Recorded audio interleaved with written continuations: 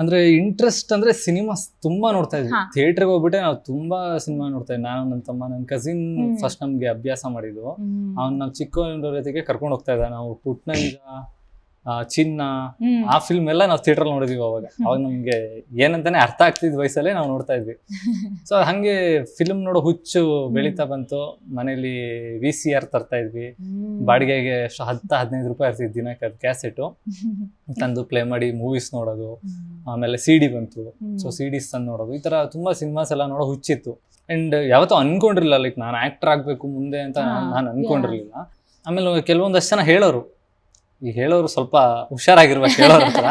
I mean ಎಲ್ಲ ಯಾವಾಗ್ಲೂ applicable, but ಹೇಳೋರು ನೋಡಕ್ ನೀನ್ ಚೆನ್ನಾಗಿದೆಯಲ್ಲ, ನೀನು ಈ ತರ ಮಾಡ್ಬೋದಲ್ಲ. ಮಾಡ್ಲಿಂಗ್ ಏನಾದ್ರು ಟ್ರೈ ಮಾಡ್ಬೇಕಂತ ಅನ್ಸಿತ್ತಾ? ಮಾಡ್ಲಿಂಗ್ ಅದೇ ಇಲ್ಲಿ ಬಂದಾಗ ಮಾಡ್ಲಿಂಗ್ ಬಗ್ಗೆ ನಮ್ಗೆ ಗೊತ್ತಿರಲ್ಲ. ಸೊ ಹೆಂಗೆ ಏನು ಅಂತ ಕೆಲವೊಂದಷ್ಟು ಕೇಳಿ ತಿಳ್ಕೊಂಡಿರ್ತೀವಿ.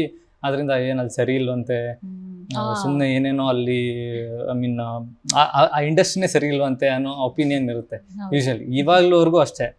ಸೊ ಹಂಗಾಗಿ ನಾನು ಮಾಡ್ಲಿಂಗ್ ಏನು ಅಂತ ಇಂಟ್ರೆಸ್ಟ್ ಇರಲಿಲ್ಲ ನನಗೆ. ಬಟ್ ಒಂದಷ್ಟು ಫೋಟೋ ಶೂಟ್ಸ್ ಎಲ್ಲ ನಮ್ಮ ಅತ್ತಿಗೆ ಇದಾರೆ ಒಬ್ರು. ಸೊ ಅವರು ಫೋಟೋಗ್ರಫಿ ಕಲಿತಾ ಇದ್ರು. ಅವಾಗ ಫೋಟೋ ಶೂಟ್ ಮಾಡ್ತೀನಿ, ನನಗೂ ಪ್ರಾಕ್ಟೀಸ್ ಆಗುತ್ತೆ ಅಂದ್ಬಿಟ್ಟು ಒಂದಷ್ಟು ಫೋಟೋಸ್ ಎಲ್ಲ ಶೂಟ್ ಮಾಡಿದ್ರು. ಅಷ್ಟೇ, ಅದು ಅಲ್ಲಿಗೆ ಸೀಮಿತ ಆಗಿತ್ತು. ಅಂಡ್ ಅಗೈನ್ ಹೇಳೋರು ಏನ್ ಹೇಳ್ತಿದ್ರು?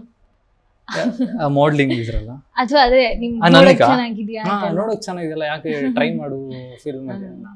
ನಾನು ಅವಾಗೆಲ್ಲ ತಲೆಗೆ ಹಾಕೊಳ್ತಾ ಇರ್ಲಿಲ್ಲ.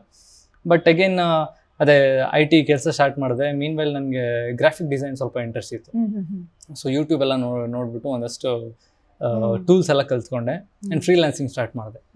ಆ್ಯಂಡ್ ಏನಾಯ್ತು, ಲೈಕ್ ನಾನು ಏನು ಗ್ರಾಫಿಕ್ ಡಿಸೈನ್ ಮಾಡ್ತಾ ಇದ್ನೋ ನಂಗೆ ಅದರಲ್ಲಿ ಅರ್ನಿಂಗ್ ಜಾಸ್ತಿ ಇತ್ತು ಕಂಪೇರಿಟಿವ್ಲಿ. ಲೈಕ್ ನಾನು ಏನು ಕೆಲಸ ಮಾಡ್ತಾ ಇದ್ನೋ ಸೊ ಸಾಕು, ಇದನ್ನು ಬೇಡ, IT ಸಾಕು, ನಂದು ಗ್ರಾಫಿಕ್ ಡಿಸೈನಲ್ಲೇ ನಾನು ಕಂಟಿನ್ಯೂ ಮಾಡ್ಕೊಂಡು ಅದರಲ್ಲೇ ಮುಂದೆ ಏನಾದರೂ VFX ಎಲ್ಲ ಕಲ್ತ್ಕೊಂಡು, ಮೂವಿಗೆಲ್ಲ VFX ಯೂಸ್ ಮಾಡ್ತಾರಲ್ಲ, ಸೊ ಆ ಥರ ಏನಾದರೂ ಕಲ್ತ್ಕೊಂಡು ಇಂಡಸ್ಟ್ರಿಗೆ ಆ ಥರ ಎಂಟ್ರಿ ಕೊಡೋಣ ಅಂತ ನಾನು ಅಂದ್ಕೊಂಡೆ.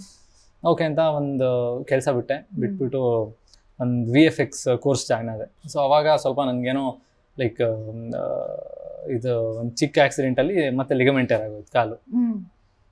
ಅದಕ್ಕೆ ಸರ್ಜರಿ ಆಗಬೇಕಂದ್ರು ಓಕೆ ಅಂತ ನಾನು ಇಲ್ಲಿ ಬ್ಯಾಂಗ್ಳೂರ್ ಕೇಳಿದ್ವಿ. ಇಲ್ಲಿ ಅವ್ರು ಸಿಕ್ಕಾಪಟ್ಟೆ ಕಾಸ್ಟ್ ಹೇಳಿದ್ರು, 1-2 ಲಕ್ಷ ಏನೋ ಆಗುತ್ತೆ, ನೀವು ಬೆಟರ್ ಉಡುಪಿ ಮಣಿಪಾಲಲ್ಲಿ ಮಾಡಿಸ್ಕೊಳ್ಳಿ, ಅಲ್ಲಿ KMC ಇದೆ, ಕಮ್ಮಿ ಆಗುತ್ತೆ. ಸರಿ ಅಂತ ಹೇಳ್ಬಿಟ್ಟು ಊರಿಗೆ ಹೋಗಿ ಅಲ್ಲಿ ಸರ್ಜರಿ ಆಯಿತು. ಸೊ ಸರ್ಜರಿ ಆಗಿ ಮುಗಿಸಿ ಒಂದು 3 ಮಂತ್ಸ್ ರೆಸ್ಟ್ ಬೇಕು ಅಂದರು, ರೆಸ್ಟ್ ತಗೊಂಡಿದ್ದೆ. ಸೊ ಆ ಟೈಮಲ್ಲಿ ನಾನು ಯೂಶಲಿ ಫೇಸ್ಬುಕ್ಕಲ್ಲಿ ಒಂದಷ್ಟು ಅವಾಗ ಫೋಟೋಸ್ ಅಪ್ಲೋಡ್ ಮಾಡೋದು ಇದು ಒಂದು ಸ್ವಲ್ಪ ಹುಚ್ಚಿತ್ತು. ಸೊ ಅದು ಮಾಡ್ತಾ ಇದ್ದೆ. ಅದ್ರ ಮಧ್ಯೆ ಅದಕ್ಕಿಂತ ಮುಂಚೆ ಒಂದಷ್ಟು ಚಿಕ್ಕ ಆಡಿಷನ್ಸ್ ಅಟೆಂಡ್ ಮಾಡಿದ್ದೀನಿ.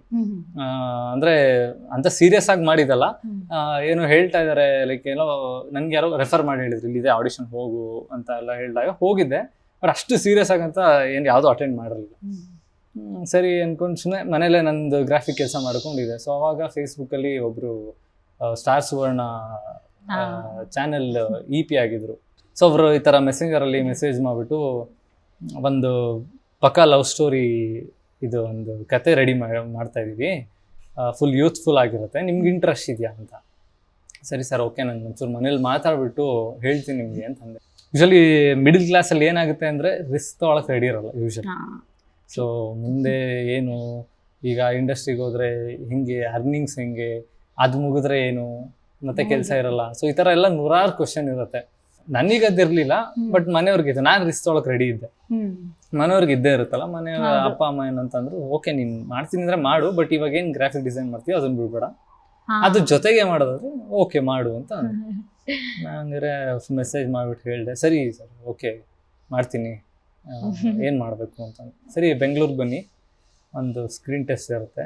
ಸೊ ಸ್ಕ್ರೀನ್ ಟೆಸ್ಟಲ್ಲಿ ಓಕೆ ಆದರೆ ನೆಕ್ಸ್ಟ್ ನೋಡೋಣ ಅಂತ ಅಂದರು. ಸರಿ ಅಂತ ಬ್ಯಾಂಗ್ಳೂರಿಗೆ ಬಂದಾಗ ನಂಗೆ ಸಿಕ್ಕಿದ್ದು ದಿಲೀಪ್ ರಾಜ್ ಸರ್. ಸೊ ಅವ್ರದ್ದು ಫಸ್ಟ್ ಪ್ರೊಡಕ್ಷನ್ ಆಗಿತ್ತು ಇದು, ಜಸ್ಟ್ ಮಾತಲ್ಲಿ. ಸೊ ಅಲ್ಲಿ ಹೋಗಿ ಸ್ಕ್ರೀನ್ ಟೆಸ್ಟ್ ಕೊಟ್ಟೆ. ಸೊ ಅದು ಲೈಕ್ ಹೋಗಿ ನನ್ನ ಹತ್ರ ಮಾಡಿಸ್ಬೋದು ಅಂತ ಅನ್ನಿಸ್ತು ಅವ್ರಿಗೆ. ನನಗೆ ಕ್ಯಾಮ್ರಾಗೆ ಹೆಂಗೆ ಆ್ಯಕ್ಟ್ ಮಾಡಬೇಕು ಅಂತ ಗೊತ್ತಿರಲಿಲ್ಲ. ಸೊ ಅವ್ರೊಂದು ಡೈಲಾಗ್ ಕೊಟ್ಟಿದ್ರು, ಆ ಡೈಲಾಗ್ ಹೇಳಿದ್ದೆ ಅಷ್ಟೇ. ಸೊ ಹೇಳಿದ್ರು ಒಂದಷ್ಟು ವರ್ಕ್ಶಾಪ್ ಮಾಡೋಣ ಒಂದು 10 ಡೇಸು, ಆಮೇಲೆ ಒಂದು ಸೀನ್ ಶೂಟ್ ಮಾಡೋಣ, ಆಮೇಲೆ ಅದನ್ನು ಕಳಿಸ್ತೀವಿ ಚಾನಲ್ಗೆ. ಓಕೆ ಆಯಿತು ಅಂದರೆ ಮುಂದೆ ನೋಡೋಣ ಅಂತ. ಸೊ ಹಂಗೆ ವರ್ಕ್ಶಾಪ್ ಮಾಡಿದ್ರು. ಸೊ ಈ ಥರ ಒಂದಷ್ಟು ಮಾಕ್ ಶೂಟ್ಸ್ ಆಯಿತು. ಹ್ಮ್ ಸೊ ಅಲ್ಲಿಂದ ಸ್ಟಾರ್ಟ್ ಆಯ್ತು journey.